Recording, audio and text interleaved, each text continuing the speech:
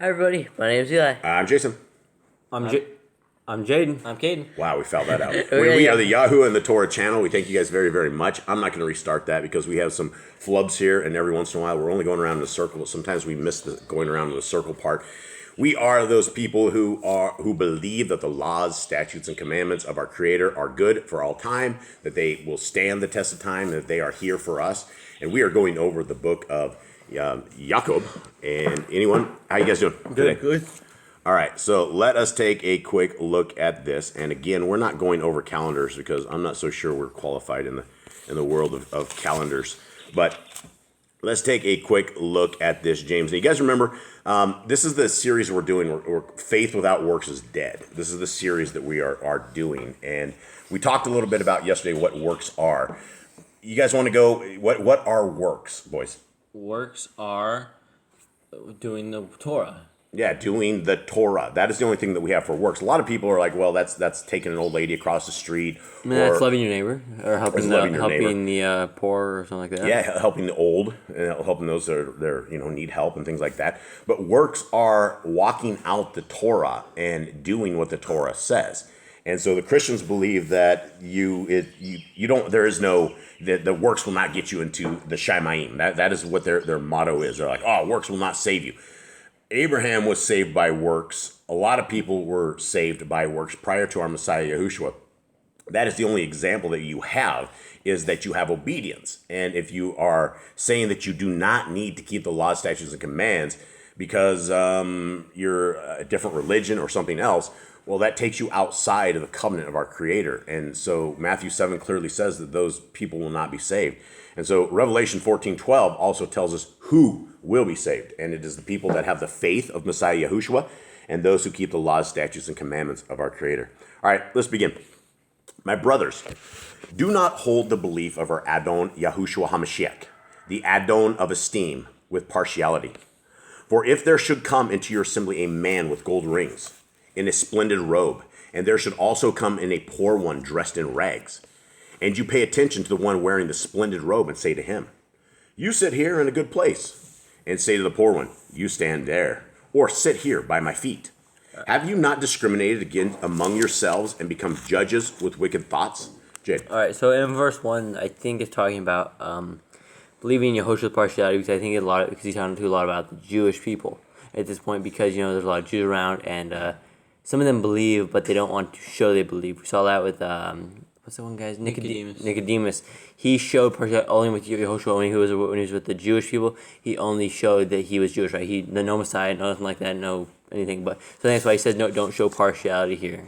Yeah, and that's the thing about if you are a so-called Jew, then you look down on others. You break the Torah because you hate your neighbor. You hate people because they're not the same religion as you. And that is what the Judaism is all about. And we're not supposed to do that, right? If you have a rich man who looks all good and you put him at the best spot, and then you put the poor people at your feet, that's where we're judging incorrectly. And our Creator does not want us to judge like that. Okay, 5. Listen, my beloved brothers. Has Elohim not chosen the poor of this world, rich in belief and heirs of the reign which he promised to those who love him? But you have shown disrespect towards the poor man. Do not the rich oppress you and drag you into the courts?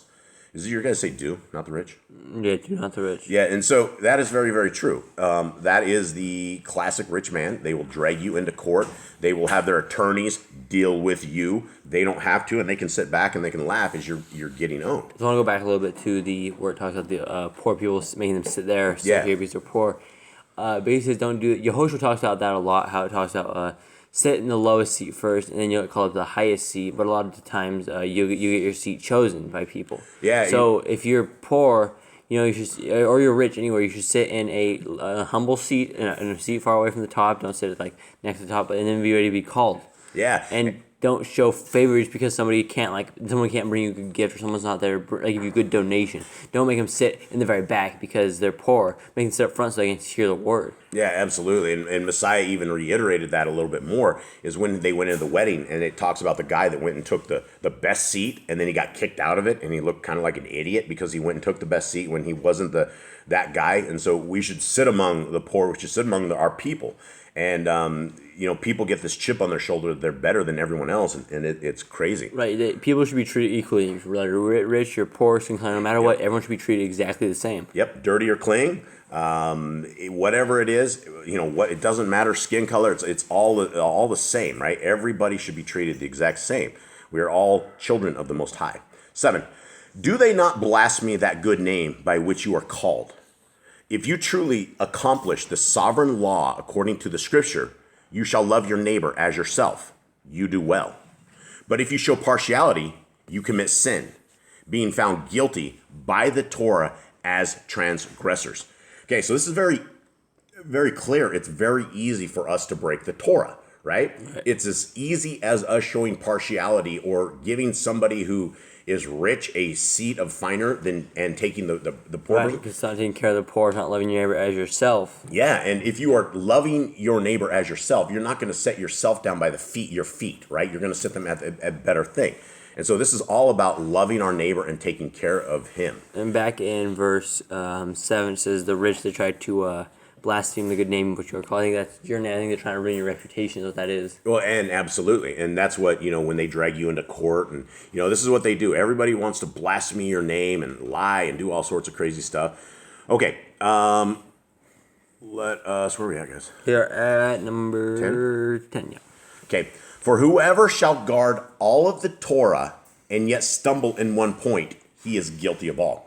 Now, Christians will go this, and this is what the Christians will go, well, this point right here, they're like, well, if we're going to stumble, we shouldn't keep any of it, right? Right. Like if we can't keep one, we can't keep any of them. Yeah, if we can't stop eating pig, we might as well, sleep around on our wife, right? That is the logic that they have in that religion.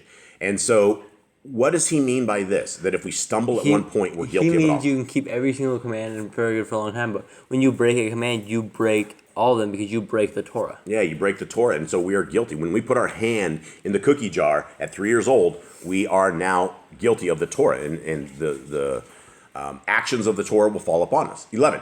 For he who said, do not commit adultery, also said, do not murder. Now, if you do not commit adultery, but you do murder, you have become a trespasser, transgressor of the Torah. So that's what we said. Just said if you keep all commands, you break one, you're still a transgressor to the Torah, no matter what command you break. Because there are commands, certain things you don't do, certain things you can do, and if you don't do or don't do what you're supposed to do, then you become a transgressor of the Torah. Yeah, and this is a hard thing right here because adultery and murder are completely two different things. But in the eyes of Yah, we're still transgressors of the Torah. Okay, 12. So speak and so do as those who are to be judged by a Torah of freedom. Okay, the Christians will take this. They take 2 or 3 lines out of James. They'll go, well, there it is. There's that Torah of freedom. We're not under that bondage anymore. James is calling the Torah freedom.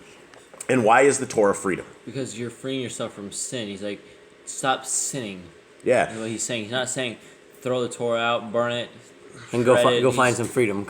Yeah, and when you live by the Torah, you will have far less guilt because you will not be breaking the Torah all the time. So you won't be living in that. And so we need to be understanding that we will be judged by the Torah. It doesn't matter what race, it doesn't matter what creed, it doesn't matter what anything. It matters that our Creator will judge us by the same Torah. There is one Torah for the stranger and one Torah for the Hebrew. Everybody has the exact same Torah, and we will be judged by that same Torah. 13. For the judgment is without compassion to the one who has shown no compassion, and compassion boasts over judgment. Okay, let's talk about this. Break that down for me, guys. For the judgment is without compassion to the one who has shown no compassion. If you are a merciless person, why would Yah ever show mercy to you on Judgment Day? If you are just the most ruthless person, if you're just there out to destroy people in the world, and you come and you're like, oh, I should have mercy. And Yah's like, why? You never show mercy to anyone else. What you do on this earth, it gets reflected to you on Judgment Day. Yeah, and the final line of that, it goes, and compassion boasts over judgment. That is, if we're among the merciless and we are sitting out there and we are just cruel to everybody, and we expect our Creator is going to be passionate to us, it's not going to be. The compassion that we show to people, the heart that we live, and the way that we treat people is how it's going to be judged upon us. 14. My brothers, what use is it for anyone to say he has belief but does not have works? This belief is unable to save him. Okay. Right there. What does it have? What use is it for anyone to say that he has belief but does not have works? So it says if you're a believer, right? You believe in Yahushua, you've done all that, right? That's what the Christian religion does. That's what they do. They throw the Torah out and they only keep Yahushua in. He's like, that does you no good. He goes, that you're missing it. You're missing the point of the entire Bible if you're throwing it out. Yeah, this absolutely, it says right here, your belief, this belief is unable to save you. Christians should take note on that right there. It clearly says that if you do not have works, that your belief is unable to save you. Why is that? Because you haven't shown your belief. You haven't shown that you believe. If you truly believe, then your works will be of obedience, and your works will be that of the Torah. That is what it will be. And so we must have works. And James clearly says belief is unable to save you. So back on the one I was talking about compassion. If you don't give compassion, you don't get compassion. I think that has a lot to do with we're talking about earlier, the rich. I think that's what because it's all in the same chapter, just not too far down. So he's like, he's talking to the rich here. He's like, if you guys don't show mercy, you guys aren't going to get mercy. Well, it could be that. It could also be the people that walk by the homeless people, right? You walk by them, you see the person with the sign held up, and you don't have to stop and give people money, but you can stop and give them love, and you can stop and give them a little bit of a little compassion, right? That's all it is, and that little compassion is worth way more than money by far. Okay, let's see, 15. And if a brother or sister is naked and in need of daily food, but one of you says to them, go in peace, be warmed and be filled, but you do not give them the bodily needs, what use is it? Okay. So basically he says, if people come asking you for stuff and you're like, go, be blessed. Good luck. Yeah, good luck. Hopefully you find some food. That's not helpful. Yeah. Oh, good luck. I hope you find some clothes tonight. Like help them out. Like give them stuff because they might not find food, and you're the only chance they have. That's why they came to you. Yeah, absolutely. And we are not to turn those people away. And when you comfort them, hey, I hope you have a good night. I hope you stay warm, and I hope you have some food. Well, you were their hope. And if you sent them away and that was their hope, then you've broken their hope, and there's no hope in what you said. 17. So also belief, if it does not have works, is in itself dead. Okay, this clearly says that if you do not have obedience to the Torah and you only have belief, that belief is dead. That's very, very, very clear. I don't understand why Christians don't understand this, or they will not listen to this. Well, actually, I do. James is a great book. James is a wonderful book. Yeah, absolutely. 18. But someone might say, you have belief and I have works. Show me your belief without your works. I shall show you my belief by my works. Wow, that's hardcore right there, right? That's all the Christians are. Well, works aren't going to save you. Works aren't going to save you. That's not what James says. James clearly says that you have belief and I have works. Show me your belief without your works, and I shall show you my beliefs by my works. Yeah. It should be the Torah keeper's motto. It should be the Torah keeper's motto. Absolutely. 19. You believe that Elohim is one. You do well. The demons also believe and shudder. Okay? So he's one. Yes. Not two, not three. It's a Trinity breaker. Right, a oneness breaker. It is a oneness breaker. It is Messiah and his son are not the same individuals. Messiah and the son are the same person. Messiah and the son, that's right. Father and the son are not the same individuals. I guess the Messiah and the son are the same individuals, right? It's the son. So you guys know what I mean, right? Yep. Father and son, different people. Elohim, Yahuwah is one. Yehoshua is one. They're not together. They're not the same. Yes. It's Father and Son. The Trinity is all Catholic nonsense. Okay, 20. But do you want to know, O foolish man, that the belief without the works is dead? Well, yeah, I mean, right there. It's very, very clear. So you say your faith, but you're not showing, how do you show you have faith? How do you show this to Yahuwah? How do you prove to Yahuwah you do what he tells you to do? Obedience. You follow him by never meeting him. You follow him by maybe never hearing him. Yeah. So you do what he said. That's faith. Yeah, absolutely. Faith is believing in things you are unable to see. Okay, and he again says that belief without works is dead. 21. Was not Abraham our father declared right by works when he offered Yitzchak, his son, on the altar? Do you see that the belief was working with his works? And by the works, the belief was perfected? So Abraham heard Yahuwah, but he still believed Yahuwah would give him his son. He would still protect his son because even though he told him to sacrifice his son, he promised him Isaac would be the one for many generations. So he knew somehow Isaac would be brought back from the dead. Something would happen where Isaac would have children somehow. Yep, and he absolutely believed Yah, and it was accounted to him. 23. And the scripture was filled, which says, Abraham believed Elohim, and it was reckoned to him for righteousness. And he was called Elohim's friend. So basically, because he believed and he had faith, he became Elohim's friend. Does anybody here not want to be Elohim's friend? I want to be Elohim's If you're friend. Elohim's enemy, I mean, that's only bad news to come. Bad news, right? If Elohim decides, hey, you're my enemy, that's a bad thing. That's a very bad So thing. because Abraham was obedient to Yahuwah, he became his friend. You know, there's not a lot of people that says Elohim's friend. I think that maybe Moses maybe would have one of them because he talked with Yahuwah. David was probably pretty close, but there's not a lot of people that ever say Elohim's friend. So because he didn't have Yehoshua, he didn't have to believe in Yehoshua, right? Because he wasn't around yet. Yeah. But he believed in Yahuwah and followed his Torah. He had obedience, and so he followed what the Creator said to do, and that belief is what saved him. And how many people in the world want to follow Yahuwah and by being his friend, who want to become his friend by being obedient?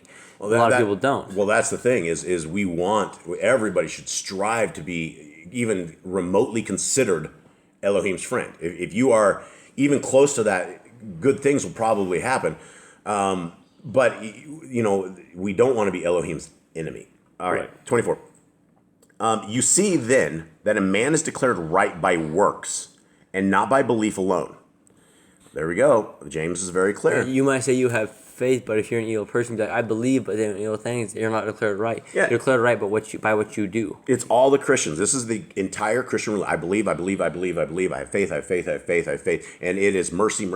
It's all going to take me in. I can do what I want, eat what I want, worship what I want, and nanny. And that's the way they say it, right? 25.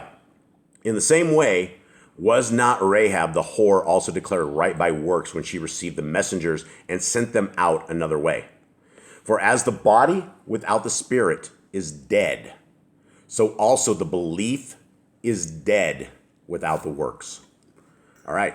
Wow. That's really good. So basically, if you guys aren't doing the Torah along with believing in Messiah, then you guys don't have true faith. Your faith is nothing. Yeah, it's dead. Your belief is dead. So also belief is dead without works. If you do not have your works, if you are not obedient to the Torah of our Creator and obedient to His wishes and His things, then you are by default are disobedient, and by default you wouldn't be a child of the Most High. The child of the Most High is somebody who's looking at becoming obedient to Him. It's about doing the right thing. It's about loving Him and loving Him every way. And people can say, well, I love God with all my heart, mind, and soul, but I've nailed the laws to the cross. Well, that's dangerous, and that is terrible, and that is not scriptural. We should never ever do that. All right, guys. So that is the second one of this 5-part series. We hope you guys are good. We love you guys very much, and hope you have a wonderful day. All right. Shalom. Shalom. Shalom.